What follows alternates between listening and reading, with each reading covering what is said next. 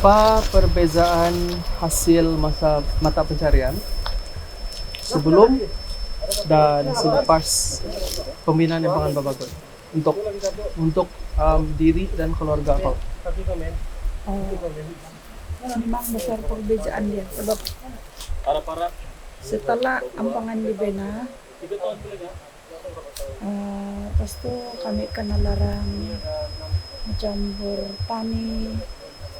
Yalah, kalau dulu sebelum tiada itu Ampangan, kami boleh buka tanah kami di siring-siring.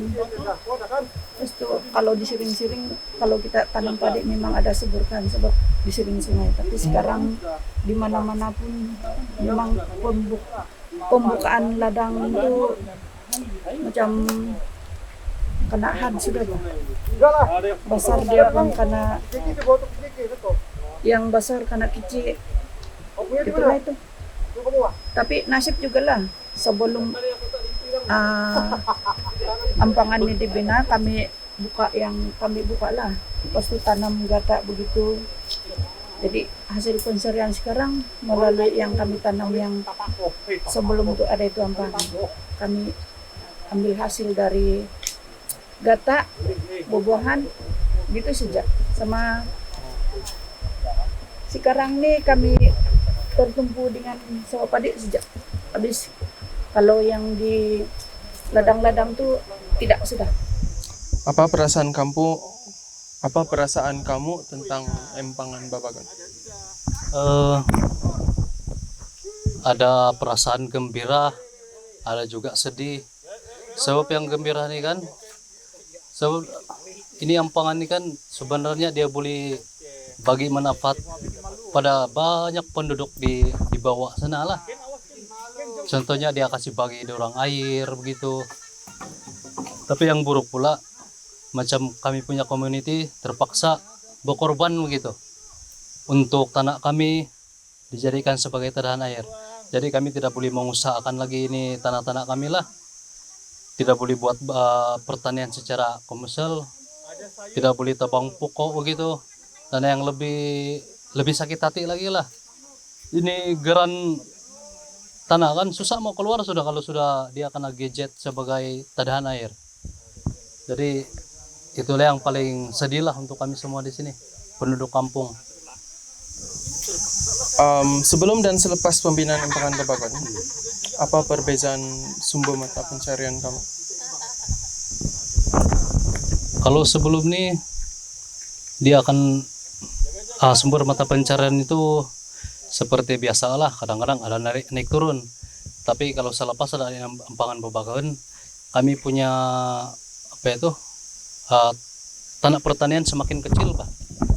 Perjalanan jarak pun semakin jauh. Macam sekarang sudah ada itu Ampangan, terpaksa kalau sudah ada itu Ampangan kan ada angin, ada air. Jadi kau terpaksa menyeberang pergi sebelah untuk usaha tanah kau yang di seberang itu. Jadi dari segi kos memang membebankan juga lah.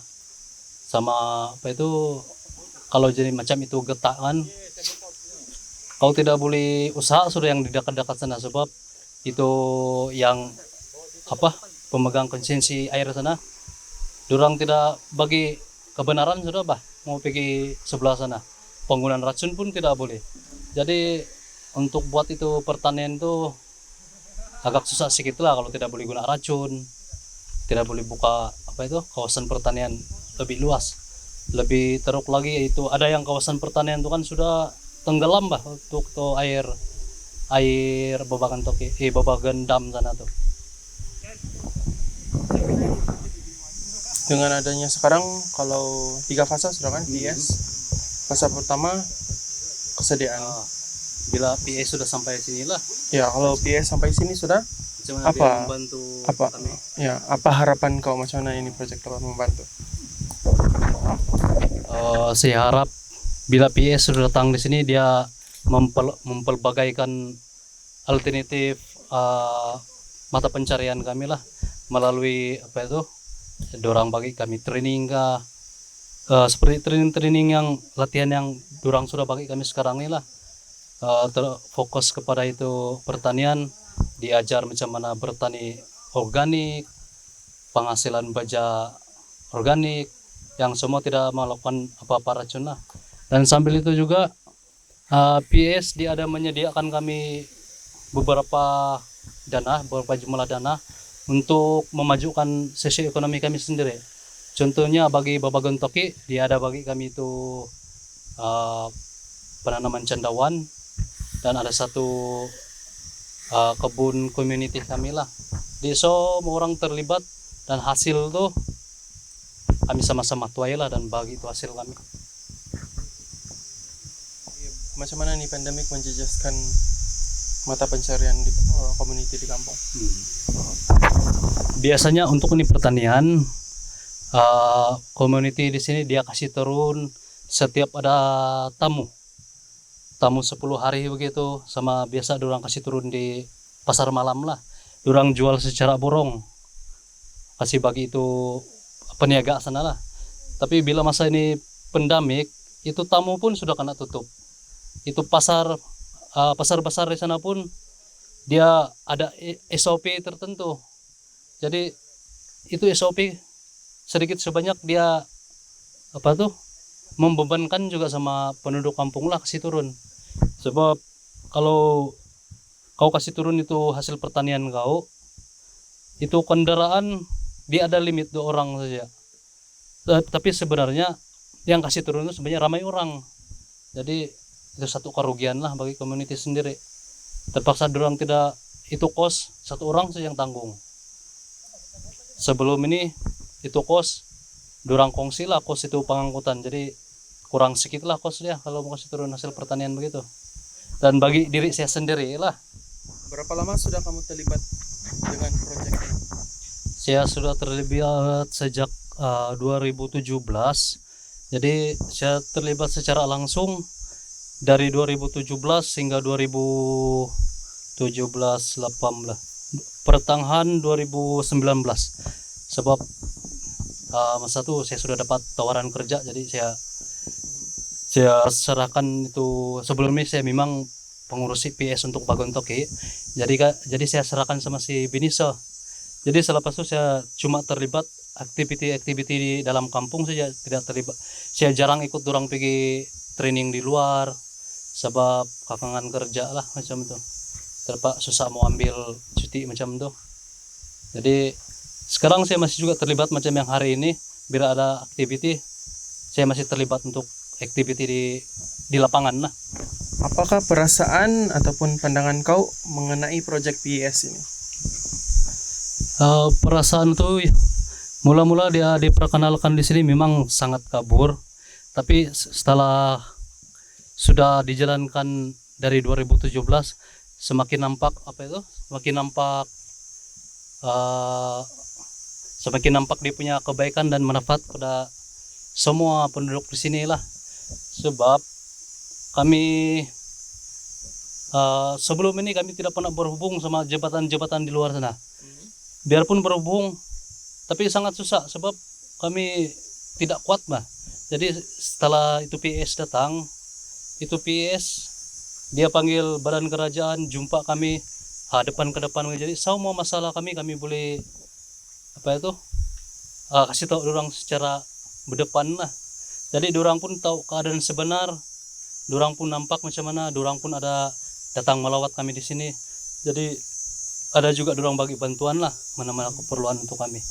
Jadi bila ada PS ini kampung nih, macam kampung ini kan semakin orang kenal, macam jabatan perikanan, perhutanan, jabatan tanah. Jadi isu-isu yang kami dapat di sini kampung ataupun kami alami di sini kampung, senang kami meluahkan sama dorang. Dan ada masalah yang kami sudah dapat selesaikan lah dari kerjasama PS, jabatan-jabatan kerajaan lain untuk kampung kami sendiri, terutamanya macam ini isu tanah lah. Jadi setelah PS berjaya dijalankan, Ya, apa harapan terbesar kamu terhadap ini bila sudah sudah dilaksanakan yang betul-betul sudah- lah. Ya, sudah betul-betul dilaksanakan. Harapan saya selepas PS ini sudah bertapak dan berjaya di sinilah, Hmm. harap nanti semua community di sini mendapat manfaat hasil daripada program-program yang PS bagi kami sinilah. Contohnya macam ini soal tanah, memang kami tidak dapat mengusahakan lagi lah tanah kami secara komersial, tapi melalui PS bila nanti ini sudah berjaya, jadi apa yang kami tahu, kami akan mendapat sedikit bayaran dari hasil air, dan kami yang menjaga itu tadahan dia. Jadi sekurang-kurangnya itu hasil air akan balik kepada community sendiri, supaya kami lebih bersemangat untuk menjaga kawasan tadahan air yang akan mengalir pergi Bagendam lah. Sekarang ada banyak sudah latihan kamu jalankan Anda project ini kan? Ya, banyak. So, apa perasaan kamu atau pandangan kamu terhadap latihan yang telah ataupun yang sudah diberi setakat inilah? Bagus, ini banyak memberi manfaat kepada kami. Salah satu contoh saya bagilah, sebelum ini macam itu dia bagi kursus itu penanaman cendawan. Sebenarnya kami kosong dalam itu bidang, sebab tidak pernah kami buat itu benda. Tapi sebelum ini PS, dia bagi kami pilihan apa yang kamu usahakan, jadi kami pilih itu cendawan, dihantar kami pergi training. Jadi bila kami sudah training, jadi dia bagi lagi kami dana, jadi kami dapat menjana itu hasil dia balik. Dan banyak lagi program lah yang dia bagi kami, macam itu tanah. Kami tidak tahu siapa punya kawasan, tapi hasil dari bantuan PS, dia ajar kami macam itu GPS, pergi temu peta-peta tanah. Jadi kami dapat mengenal pasti siapa punya itu tanah dan status itu tanah. Jadi kami tahu keadaan macam mana itu tanah diusahakan. Jadi semua data-data yang kami sudah ambil kan memudahkan kami untuk buat apa-apa sesuatu rujukan lah. Apa lagi jenis latihan ataupun capacity yang kamu sebagai satu community ataupun secara pribadi kau ingin terima? Capacity macam yang Latihan. kami perlu lagi lah. Ya, apalagi latihan yang kau rasa perlu? Sekarang kalau macam di lapangan mungkin boleh dikatakan kami oke, sudahlah buat apa-apa yang di lapangan. Cuma saya pikir kami lebih memerlukan itu macam mana kami pergi simpan data, kami merekodkan hasil-hasil lapangan kami. Contoh penggunaan teknologi macam komputer kah, apa-apa software kah, yang memudahkan kami supaya data yang kami ambil itu tidak hilang, Mbak. Sebab dulu kami cuma main hard copy saja. Jadi kalau itu hilang, kami tidak tahu mau rujuk di mana lagi. Jadi sekurang-kurangnya kalau kami ada belajar itu cara macam mana penyimpanan data, macam mana mau buat, di mana mau buat. Sekurang-kurangnya itu data kami boleh rujuk untuk tempo yang lama lah. Dia tidak hilang, dia selamat begitu, dan tidak bercelaruh, Bang, gitu. Sebagai seorang beliau lah. Sebagai seorang beliau. Adakah kamu rasa belia di kampung masih simpan ataupun tahu pasal pengetahuan tradisi sini kampung? Saya rasa mungkin kalau yang ini susah juga mau cakap, sebab sekarang belia diorang betul-betul terdedah sama itu teknologi yang ada sekarang kan, dan diorang lebih selesa hidup di bandar. Jadi kalau di sini kampung mungkin boleh saya katakan cuma 40% lagi lah yang masih mengamalkan itu budaya ataupun apa-apa tradisi orang yang sini kampung.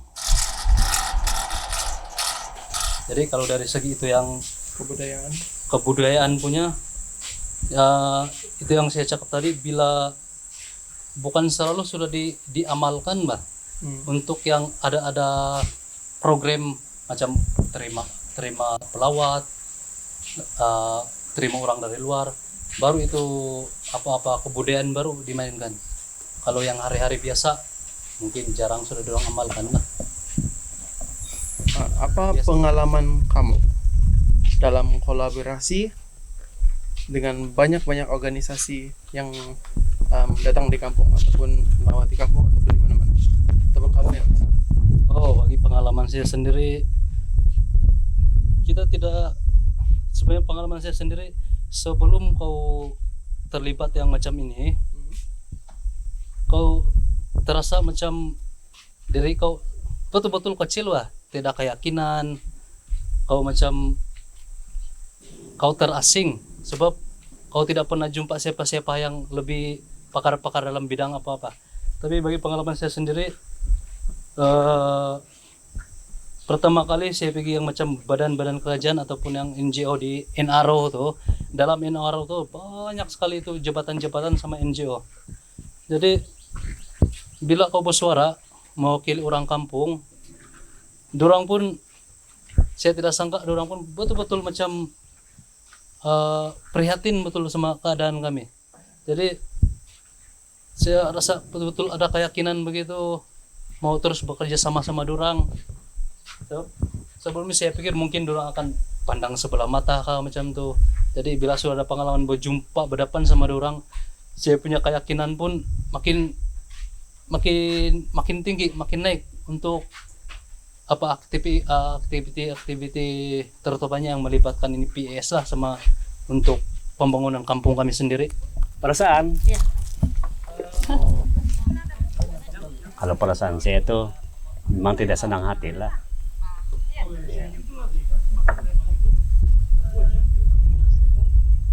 Sebab kampung asal kami karena kasih tinggal dalam air, termasuk kemudahan asas lah, sekolah, balai raya, gereja, listrik, jalan raya, kuburan pun semua akan kasih pindah.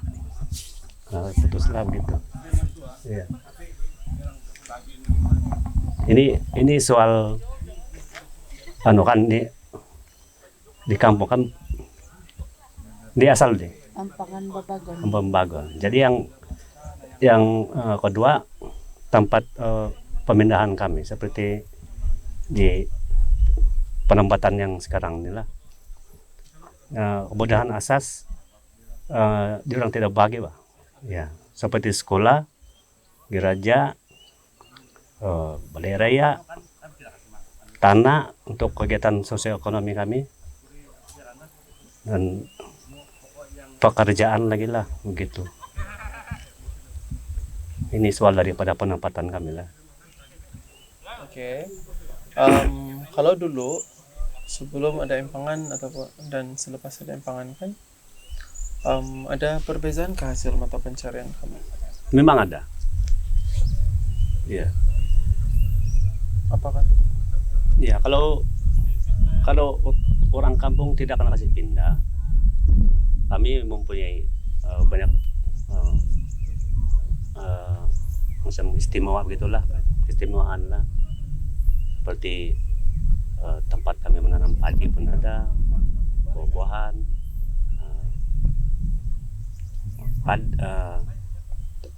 padi sawah begitu, dan sumber ikan juga pun ada, sumber hutan pun ada juga kami adalah. Tapi apabila diorang sudah dapat yang pangan, jadi susah lah. Diorang kasih pindah, semua ini kan tiada di tempat kami, Pak. Ya. Jadi dengan ada nih project sekarang kan di kampung, apa harapan kau terhadap perubahan kepada mata pencarian kamu nanti? Ya, ini yang kami mau sekarang nih, mau tunggu di PS, membantu orang kampung lah, supaya kami dapat balik di sini kampung asal untuk mengusahakan dengan perundingan dengan jabatan-jabatan berkenaan gitu. Dan kami juga boleh berusaha macam inilah, bukan basar-basar. Lepas itu mesti mau tanam dengan buah-buahan. Jadi kalau ada buah pun, jadi penduduk kampung pun boleh ambil dan boleh kasih jual begitu. Ya. Apa pandangan atau perasaan kau mengenai proyek PIS? Pandangan saya memang begitu terharu lah, karena kami orang kampung dapat belajar bagaimana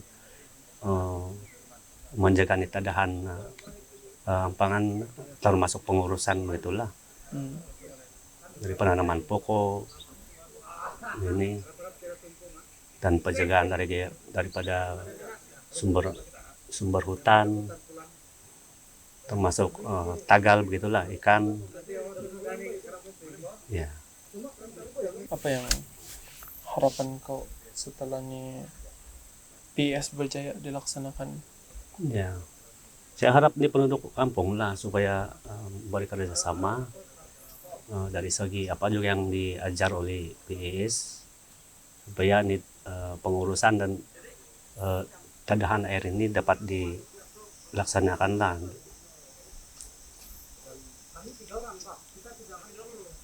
Dan saya mengharap juga nih, kalau ada peluang lagi nih PIS masuk ataupun senantiasa masuk menolong pada orang kampung ini, 3 kampung ini, supaya diteruskan gitulah.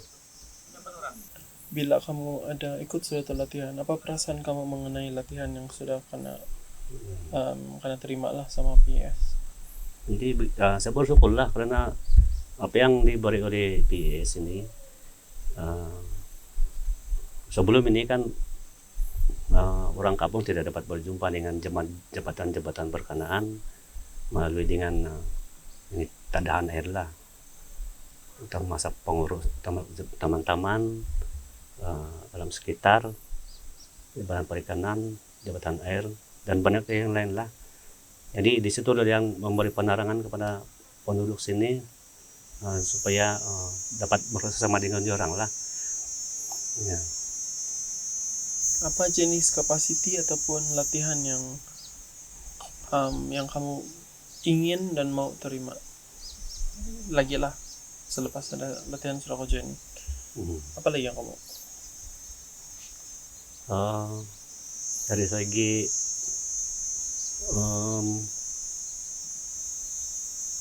pengurusan dalam apalah ini hidupan liar begitulah, karena ini kawasan kami kan banyak orang pengen menceroboh. Kawasan Tapasak ini kan pergi memburu, jadi ujung-ujung ini spesies ini hutan ini seperti binatang gitu akan pupus, bah. Jadi saya mau PIS masuk di sini untuk mengawal ini binatang-binatang begitulah, diceroboh oleh orang lain. Nanti ini kampung ini tinggal kayu lagi, tiada lagi burung-burung gitu kan. Itulah, itu yang saya mau PIS masuk lagi lah untuk mengurus ini yang akan datang. Adakah kamu rasa belia di kampung masih menyimpan pengetahuan tradisi di kampung? Memang ya ada yang paham, ada yang tidak paham lah. Tapi dari segi pembelajaran begitu kan memang dorong ada. Tapi kalau pelaksanaan di misalnya membuat ini kan, kerja ini kan orang suka macam suka ada orang tahu lah. Pasal orang terikat dengan internet udah sekarang kan. Bukan orang mau turun lagi nih menanami kayu seperti ini, durian dan juga tanaman yang boleh menghasilkan apalah sayur-sayur begitulah, makanan gitu. Kenapa sakit hati, Man? Sakit hati disebabkan mata pencarian terjujas. disebabkan mata pencarian Terjujas. terjejas. Ya. Jadi lagi satu ada juga komuniti yang telah tertindas dengan kampung lama. Community tertindas dengan kampung lama. dengan kerajaan lah terus Orang kerajaan Direct to lama. the point, Dengan kerajaan lama. biar dia tahu Pemilik tertindas dengan kerajaan lama. janji sana janji sini bikin itu Terlalu banyak janji lah. ah, Terlalu banyak janji-janji manis. janji manis. Apakah perbedaan hasil mata pencarian sebelum dan selepas pembinaan? Dulu dan sekarang apa dulu bedanya? dan sekarang. Ya sekarang dia punya pertanian, dia punya pendapatan memang terjejas lah langsung. Sekarang Kalau pertanian, lah kalau sekarang pertanian terjejas lah. hasil pertanian terjejas disebabkan apa nih, pertanian kita di limit di apa terhak apa Disebabkan dia kasih limit lah macam pengurangan limit. udah pembukaan tanah tuh Disebabkan pembukaan tanah tuh dia kasih limit. Waktu dulu kita buka 5 hektar tidak masalah. pengurangan lah, Nah, pengurangan hektar. kita buka 5 hektar. Jadi kalau kita tanam padi apakah hasil apa saja pertanian lah. Tanah pertanian semakin kecil lah. Betul. Jadi sumber pendapatan dia pun berkurang. Bagaimana pandemik ini menjejaskan mata pencarian kamu, Oke, satu community di kampung? hasil tani tidak dapat tujuan. Kami silakan. Hasil pertanian Tidak dapat keluar untuk tujuan. tidak dapat dijual di luar kampung lah, di bandar lah, sekatan daerah. Apakah perasaan pandangan kamu mengenai proyek PIS ini? Perasaan dan pandangan tak? Iya. Pandangan saya terhadap proyek ini dia bagus sebab banyak latihan dan Banyak latihan dan yang Berikan lah. diberikan dan kesadaran dan kesadaran. terhadap alam sekitar ataupun penjagaan tadahan air, kesadaran penjagaan tadahan air itu salah satu faktor lah kenapa dilimitkan simpanan Kesadaran penjagaan tadahan air. penjagaan keadaan. Apakah harapan kamu setelah PIS berjaya dilaksanakan? Harapan supaya apa itu pengguna Supaya- air di luar supaya pengguna air di luar terutama Ah. kekelan tahu di mana fungsinya air dan menghargai itu perlu komuniti menjaga tahu tadahan di mana puncak air dan menghargai itu perlu komuniti menjaga tadahan air mereka. air dan tahu kesukaran Nomor tahu kesukaran community menjaga tadahan air.